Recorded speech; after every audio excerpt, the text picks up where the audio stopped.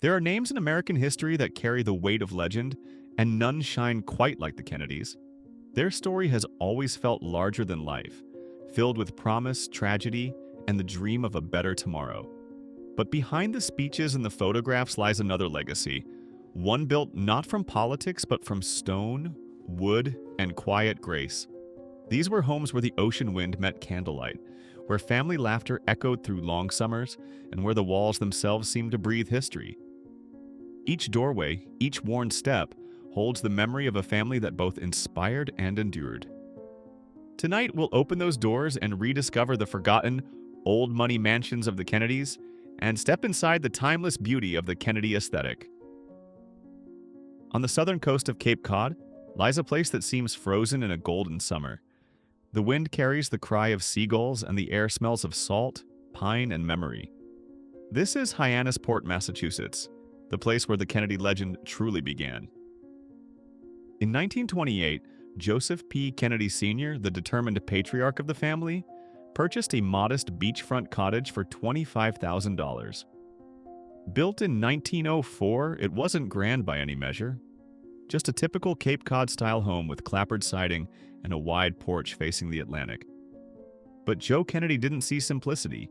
He saw possibility.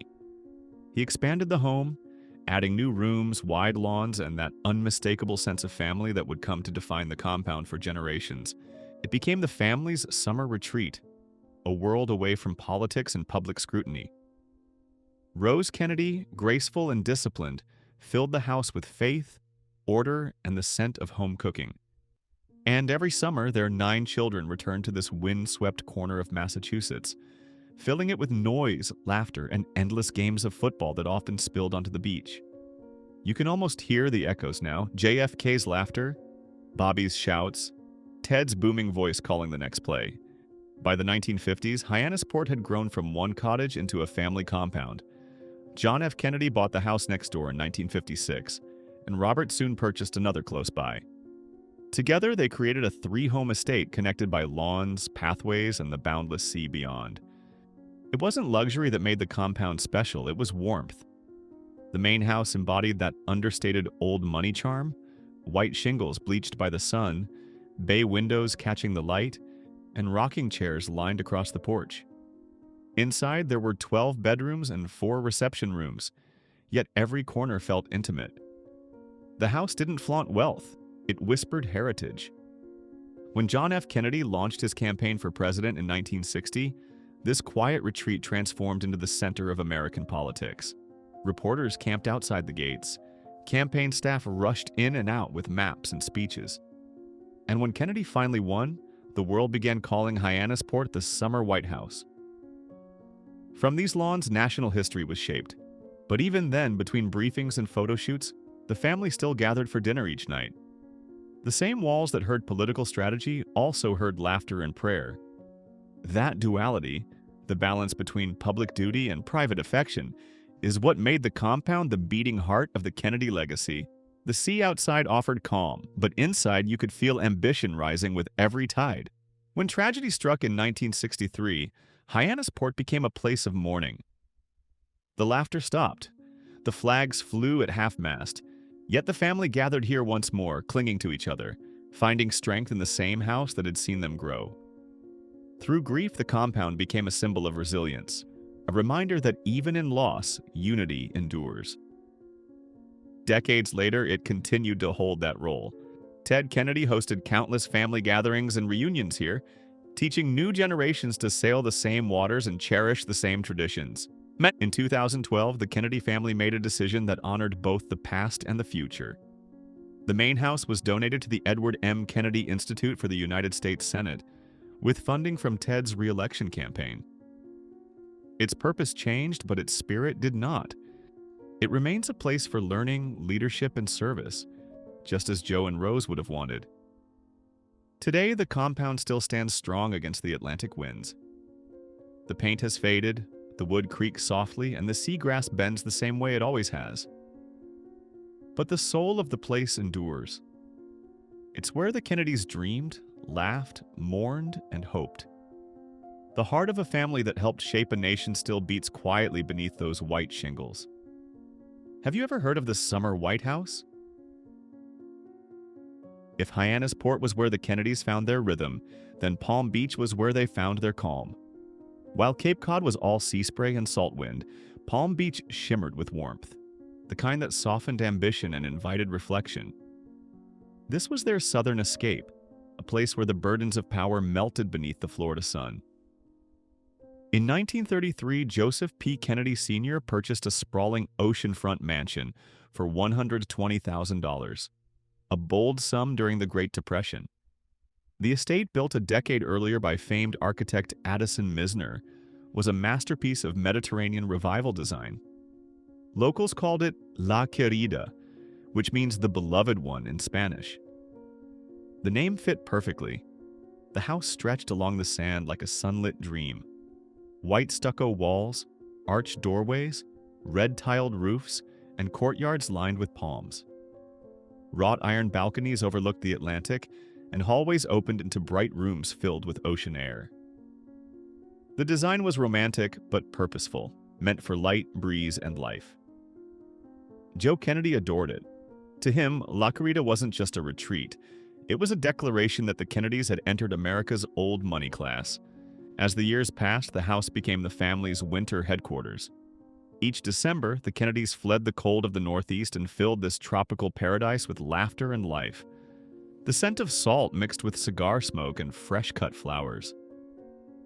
Children raced across the lawns while Rose planned dinners that could rival any embassy's banquet. But for John F. Kennedy, this house held a deeper meaning.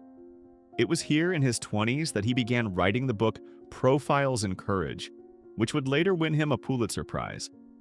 And later, as president, he used the same balcony overlooking the ocean to craft parts of his inaugural address.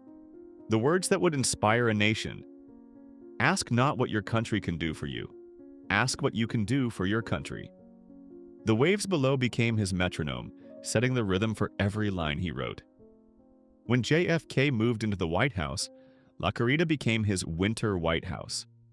The estate was outfitted with secure phone lines, and Secret Service agents patrolled the grounds. Even with the weight of the Cold War pressing on him, Palm Beach offered rare moments of peace. In the mornings, he would swim laps in the ocean. In the evenings, he read history books on the terrace while Jackie watched the sunset. Caroline and John Jr. built sandcastles nearby, their laughter echoing against the surf. Yet this house, like every Kennedy home, also knew danger.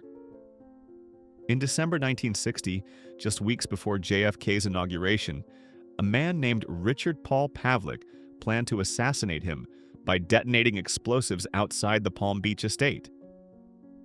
The attempt was thwarted at the last moment, a chilling reminder that even in paradise, shadows followed the family. Architecturally, La Querida remained a Misner masterpiece, ornate yet restrained. Addison Misner's touch could be seen in every curve and arch. Tiled courtyards glowing in afternoon light, shaded verandas cooled by ocean breezes, carved wooden doors that opened to sweeping sea views. In the 1950s, architect Maurice Fatillo oversaw tasteful renovations, ensuring that the home evolved without losing its soul. After Joseph Kennedy's stroke in 1961, La Querida became more than a retreat. It became a refuge. The family gathered there to care for him, to reflect, and later to grieve. When John was assassinated in 1963, Palm Beach once again absorbed the family's sorrow. The same halls that had once rung with laughter now carried only the sound of waves. Even so, the house stood as a testament to endurance. Generations of Kennedys continued to visit, their presence keeping the mansion alive with the pulse of memory. The estate would eventually change hands, selling for over $70 million in 2020, but its legacy remained untouched. Today, Palm Beach locals still refer to it as the Kennedy House, and preservationists ensure its beauty endures. Its Spanish arches still frame the sunrise. The Atlantic still hums its same steady song. And though the Kennedys are gone, the feeling of that place, the sunlight, the elegance, the calm, is eternal. For John F. Kennedy, La Querida was never just a getaway. It was a sanctuary of thought, a cradle of courage, and the one place where the world seemed to pause long enough for him to dream. Between Hyannis Port's sea breeze and Palm Beach's golden light, where would you rather spend a quiet weekend? Just beyond the busy streets of Washington, where the city's noise fades into rolling green hills, there stands a red brick mansion that once pulsed with laughter, debate, and the hum of ideas. This is Hickory Hill, the Kennedy home that became both playground and think tank, a place where America's future was argued around the dinner table. In 1955, John and Jacqueline Kennedy first purchased Hickory Hill, but soon after they sold it to John's younger brother, Robert F. Kennedy, and his wife, Ethel. The Georgian-style house, built in the 1800s, sat on 6 acres of land in McLean, Virginia, a peaceful setting that offered just enough distance from Washington's political swirl. For Bobby and Ethel, it was the perfect balance between duty and domestic life. The mansion itself was striking: classic red brick, tall white columns, wide porches, and high ceilings that echoed with energy. But what truly made Hickory Hill special was the life inside it. Robert and Ethel Kennedy filled the home with the sounds of 11 children, countless dogs, and an endless parade of guests. To visit Hickory Hill was to step into a world that was chaotic, joyful, and deeply human. Days began early with breakfast chatter and piano music. Afternoons were alive with tennis matches, horseback rides, and impromptu football games that spilled across the lawn. Evenings often turned into something more extraordinary, what guests affectionately called the Hickory Hill Seminars. These were no ordinary gatherings. Writers, historians, journalists, and political thinkers came from all over the country to join the conversations. Among them were familiar names: Arthur Schlesinger Jr., John Glenn, and many of the sharpest minds of the era. The living room became their arena. Coffee cups balanced on the arms of sofas, notebooks filled with ideas, and Bobby himself, sleeves rolled up, pacing as he challenged everyone to think harder, dig deeper, and see beyond politics. These late-night discussions weren't about power or party, they were about purpose. Civil rights, poverty, the Cold War, education. No topic was off limits. Hickory Hill became a living laboratory of compassion and conviction, where words had weight and ideas could change lives. Architecturally, the house carried that timeless American dignity. The grand staircase wound upward beneath a glittering chandelier, leading to rooms lined with family portraits. In the kitchen, the scent of home-cooked meals mingled with laughter. Ethel Kennedy was the heart of it all, warm, spirited, and endlessly welcoming. She had a rule: no one left Hickory Hill hungry or feeling like a stranger. But beneath the joy, history lingered. In June 1968, when Robert Kennedy was assassinated during his presidential campaign, Hickory Hill became a house of mourning. The noise that had once filled its rooms fell silent. Ethel, strong but shattered, turned her focus to raising their children and carrying forward her husband's dream of public service. Slowly, the light returned. Family gatherings resumed, children grew up, and the home once again echoed with laughter, music, and the clatter of dishes after long dinners. Over the decades, Hickory Hill remained more than a residence. It became a living memorial to Robert Kennedy's ideals. It embodied his belief that politics could be guided by conscience, that leadership required empathy, and that even in grief there could be purpose. In 2009, entrepreneur Alan Dabier purchased and carefully restored the property, ensuring its architectural and historical legacy would endure. Today, the red brick still glows in the Virginia sunlight, the porch still invites conversation, and the air still carries the faint memory of voices that once debated how to make America better. To walk through Hickory Hill now is to feel that spirit again. The sense that greatness can come from kindness, that intelligence thrives in open dialogue, and that even the most powerful families are at their core simply human.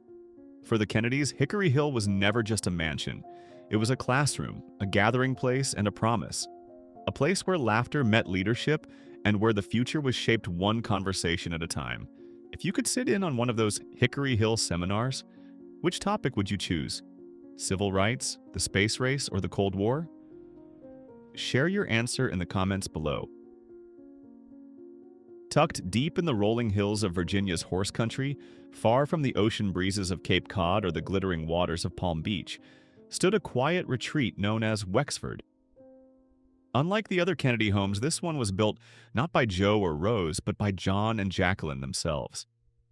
It was their only shared creation, a house designed for peace, privacy, and the hope of a life that would last. In 1962, while John F. Kennedy was serving as president, he and Jackie purchased 39 acres of land in Marshall, Virginia.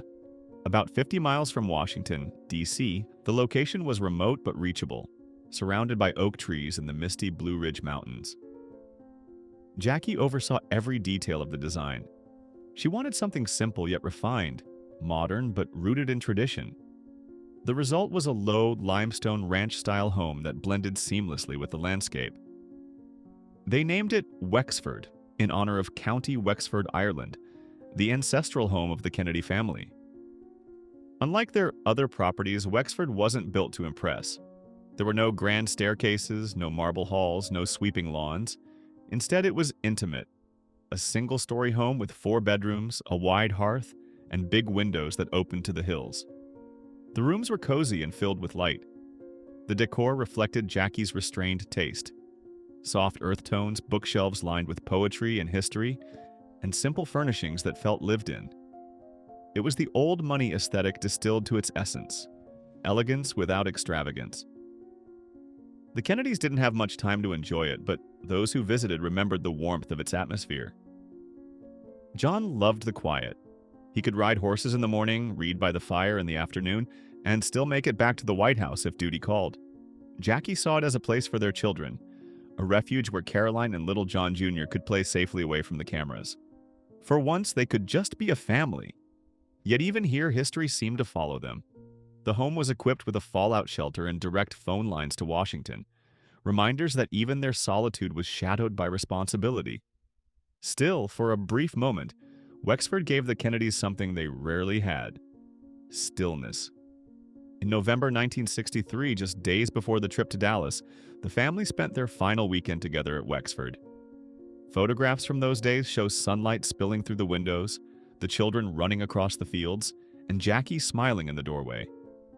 It was here that young John Jr. practiced the small, solemn salute he would later give at his father's funeral, a haunting echo of innocence before the storm.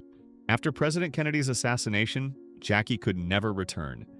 Wexford became a relic of a dream interrupted. In 1964, she sold the home, unable to bear the memories it held. Over the years, the property passed through many hands, each owner drawn by its history and quiet power.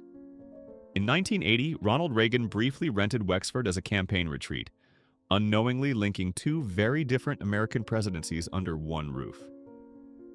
Today, Wexford still stands, its limestone walls weathered by time but dignified as ever.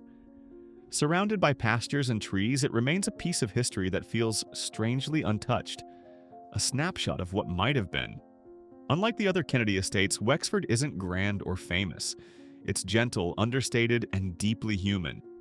It represents the side of the Kennedys that few ever saw. The young couple who wanted nothing more than to watch their children grow, to read by the fire, to wake up to the sound of birds instead of cameras. Wexford was the promise of a peaceful life they never got to live. If you walk there now, you can almost feel it. The warmth of the hearth, the echo of laughter in the halls, and the lingering sense that love, for a moment, conquered the weight of destiny. Did you know Wexford was the only home John and Jackie ever built together? Do you think this quiet, private side of their story shows who they really were? Share your thoughts below.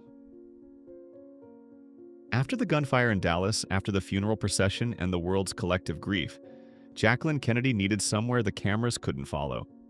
She left Washington behind and quietly moved north, to New York City, to a tall limestone building overlooking Central Park. Her new address was 1040 Fifth Avenue, the 15th floor. It was here, high above the city, that she began to rebuild her life.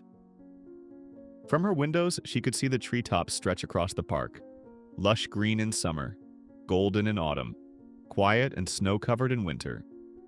It was a view that offered both comfort and perspective, life continuing below, steady and unhurried. Inside, her home reflected everything she had become, graceful, intelligent, and quietly strong. The apartment was spacious but not ostentatious. Its herringbone oak floors gleamed beneath soft lamplight. A grand fireplace anchored the living room. Shelves overflowed with books, history, poetry, and art.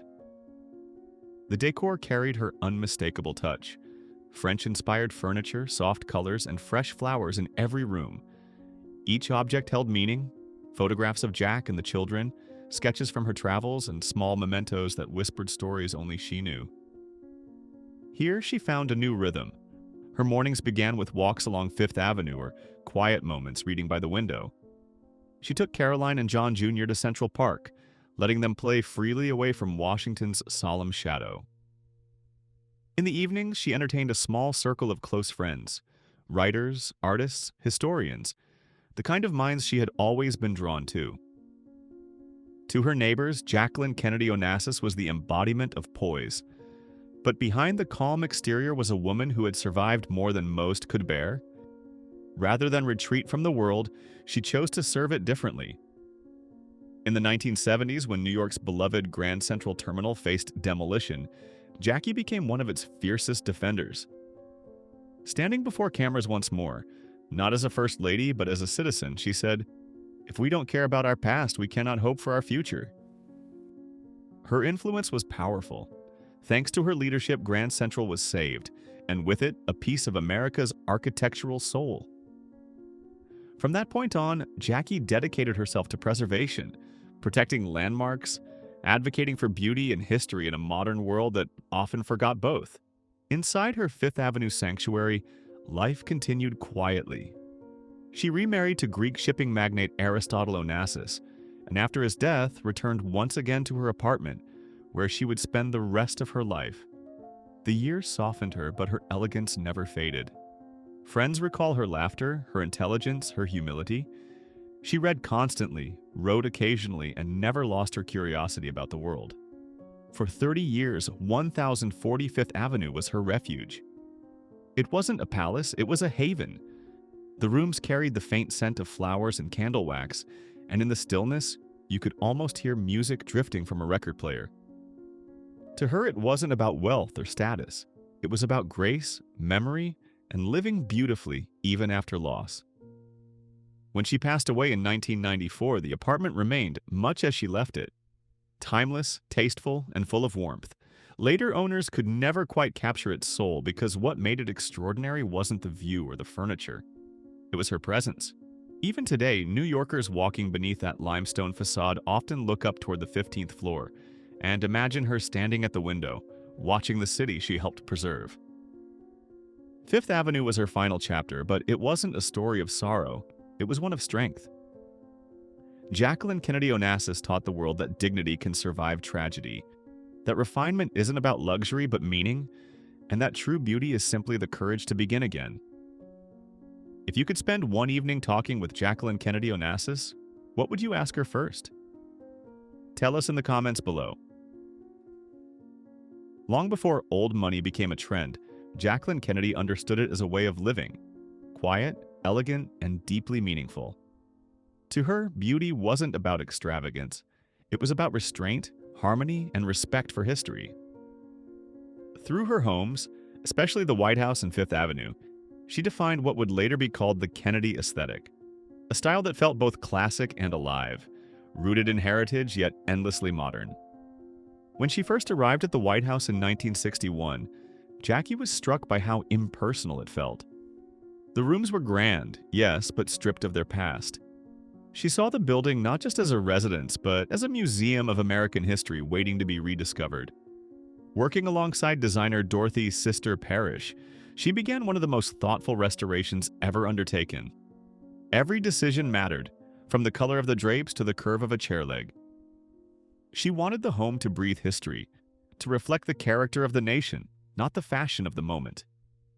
Her taste was unmistakable, subtle, intellectual, and grounded in a deep sense of culture. She adored French neoclassical furniture, Louis XVI chairs, delicate gilt mirrors, and marble-top tables, but balanced them with American craftsmanship. She favored soft palettes, pale blues, gentle creams, faded greens, the colors of calm, dignity, and light. There was nothing loud or showy. Her rooms spoke in whispers, not shouts. Books and art were everywhere. Jackie believed that no room was complete without them. She often said, "There are many little ways to enlarge your child's world. Love of books is the best of all." That philosophy guided not only how she raised her children, but how she built her spaces. Each painting, each sculpture, each antique was chosen not for its price, but for its story. Light to her was as important as furniture. She favored table lamps with pleated shades, candlelight at dinner, and natural light spilling through tall windows. It wasn't about brightness, it was about warmth. Even the shadows had purpose. The result of her vision was breathtaking. The White House transformed into what she called a living museum. It became elegant without arrogance, full of grace yet alive with personality. The Queen's sitting room, once dull and forgotten, became one of her triumphs. Redesigned with bold empire-style fabrics in blue and white, framed by black and gold furnishings. It felt both royal and intimate, a perfect metaphor for the Kennedy era itself. Jackie's influence extended far beyond Washington. Her Fifth Avenue apartment carried the same spirit. Timeless, thoughtful, quietly luxurious. No clutter, no flash. Just layers of meaning. A silk curtain, a bowl of fresh flowers, a photograph in a silver frame. Every object had its place. Every room had its rhythm. What made the Kennedy aesthetic endure wasn't just its beauty, it was its philosophy. Jackie believed that a home should tell the story of its people. It should evolve but never forget its roots. It should celebrate history, not chase trends. That's why her style feels eternal. It wasn't designed for the 1960s, it was designed for forever.